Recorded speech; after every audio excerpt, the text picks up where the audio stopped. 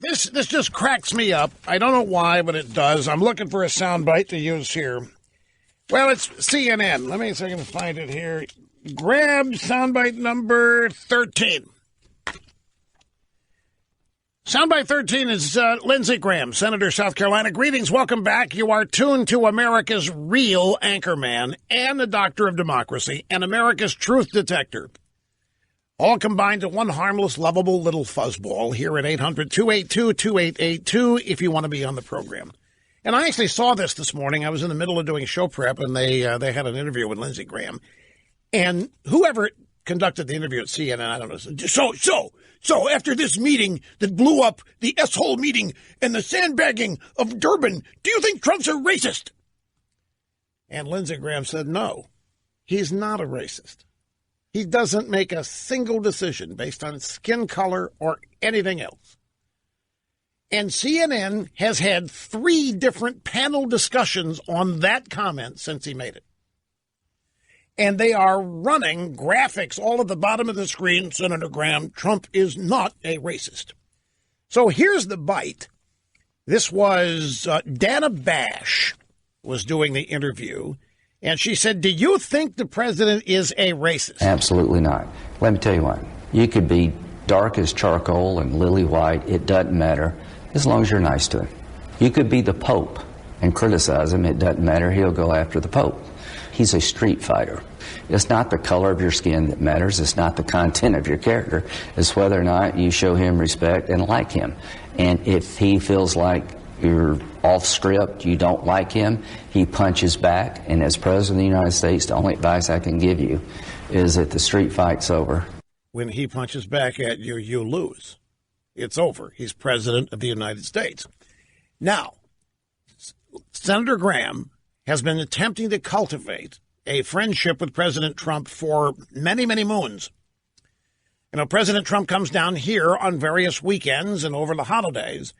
And the last 2 or 3 times he has played golf with Senator Graham. Senator Graham plays golf and enjoys it. And they've gone out, they've played golf. There have been other people in the group. But Senator Graham is asked to be there on a couple occasions, and Trump has invited him on others. And it's been a get-to-know-you process, and it's worked. Senator Graham has gotten to know Trump. This is a very informed answer. It happens to be right on the money. And frankly, I don't think there's anything wrong. If you are impolite, if you misbehave, if you attack Trump for no reason, the fact he's going to hit back at you makes perfect sense. The reason it appears odd is that we haven't seen it in politics before. In politics, Republicans just take it. And I don't mean in a turn the other cheek biblical fashion. They just take it. Because they think that's how they score points with independents. That's how they score points with people that might be Democrats and they're trying to convince them to vote Republican. The Republicans have had this convoluted idea based on media coverage that they're hated and despised. And so they have to demonstrate they're not mean and they're not loud and they're not even opinionated, all to reject media coverage. Trump doesn't care about that. And Trump is demonstrating that the old Republican technique for dealing with this kind of criticism hasn't worked anyway. The way Trump deals with it does work.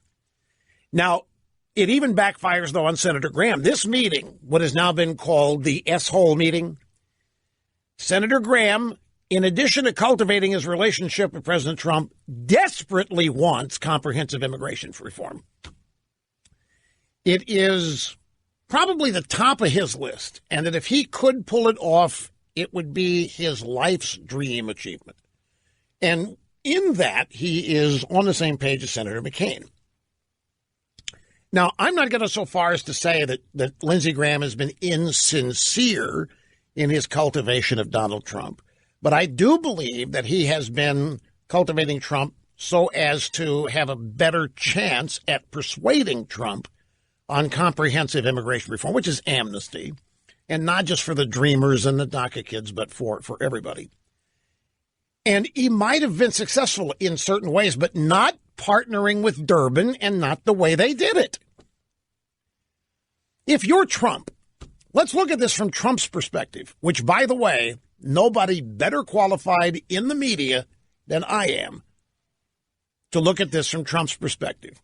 So you have the Wolf Book, and the Wolf Book is filled with lies and exaggerations about Trump losing his mind, about Trump not wanting to win, about Trump not caring to win, about Trump not wanting to be president, about Trump being borderline insane, trending Alzheimer's, all of this.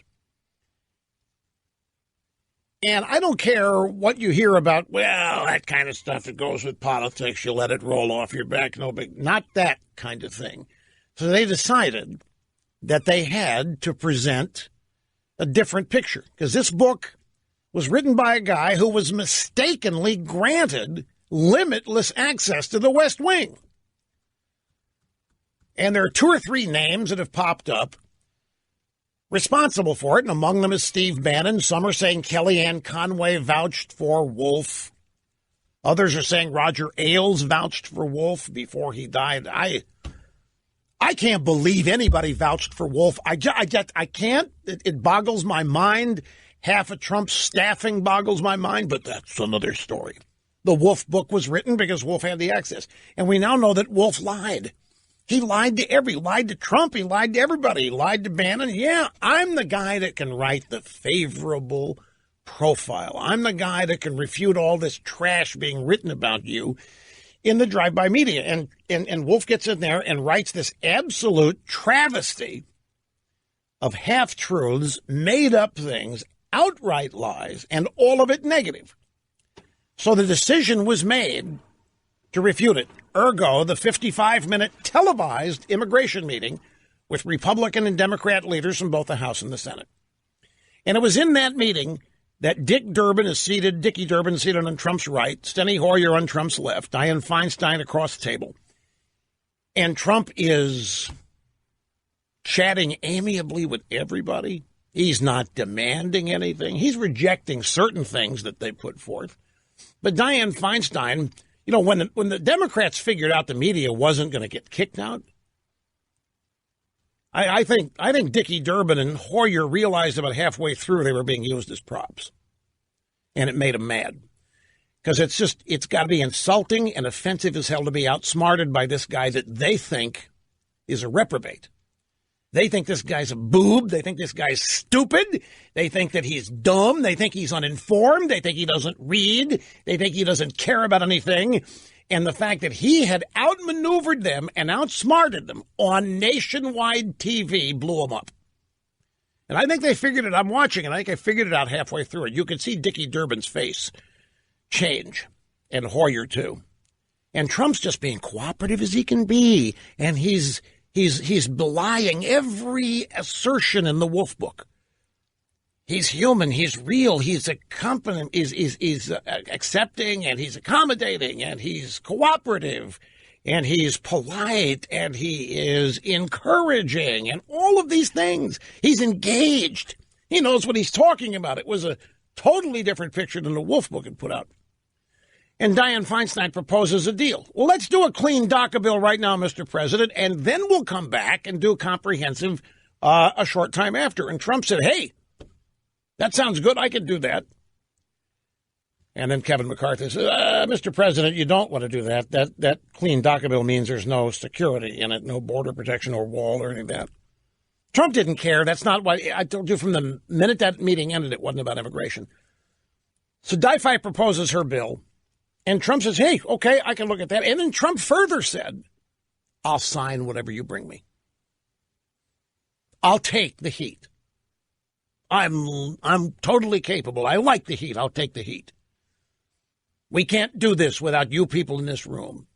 You put it together. You bring me what I want, and I'll sign it. Anything you bring, I'll sign it. They fell for it. So Dick Durbin partners up with Senator Graham, and they walk into that meeting thinking after that televised meeting that they're going to get whatever they want because that's what Trump said. Trump said he'll sign whatever they bring him, that they're smart people and that he can't do this without them, and he'll take the heat. So Durbin and Graham brought him the wet dream comprehensive immigration reform bill that they have wished for since the Bush administration. And it promptly got blown up. out of the water. Before that happened, Durbin and Graham walk in and they see the arch enemy, Stephen Miller. They hate Stephen Miller, Trump assistant, Trump aide. He's very much anti-illegal immigration. And there were some Republicans in there. And for some reason, Dick Durbin thought that it was just going to be him and Graham, and they're going to be walking in there and presenting this to Trump, and Trump's going to go, fine and dandy, I can live with that, and they're off to the races. And it didn't happen, and that's when everything blew up. And there probably was more profanity in that room than just that one word. And you might ask yourself, well, why is Senator Graham, why didn't he join this cacophony of people ripping into Trump for using the word or for misrepresenting or whatever? And I think the reason is, and I'm wild guessing here, so take it under advisement, but I think the reason is that they figured out Trump knew what they were up to. And Senator Graham doesn't want to be on Trump's bad side. He spent too much time now getting to know him and cultivating the relationship. Durbin doesn't care. Durbin's out there, said this, I've never seen anything worse. I've never heard anything worse. This is beyond the pale. This is the worst thing I've ever been part of. This is horrible. And this stupid chain migration comment scaring African Americans, because all I can think about is coming over slave ships in chains and so forth. This descended into ridiculousness. But Senator Graham has not joined that cacophony of criticism. But what happened was that they brought Trump essentially a trick, and they were stunned that he didn't fall for it. And that's why Durbin was so angry and mad. And Senator Graham thinks it's still possible. That's why he's not doubling down. And that's why he's out there saying today, Donald Trump is not racist. You can be as black as anything or as white as anything. It doesn't matter. What matters is if you're nice to him. You could be the Pope and criticize him. It doesn't matter. He'll go after the Pope. He's a street fighter. It's not the color of your skin that matters. Isn't that basic human behavior? You're nice to people who are nice to you. You respect people who respect you. You work with people who eagerly, sincerely try to work with you, but people that try to undermine you, people that lie about you, people that criticize you for their own gain, true or not. Why should you be nice to them? The Democrats are used to the Republicans buckling under and caving to whatever, but Trump is not the usual Republican, nor is he a creature of the swamp. So he continues to win against these people.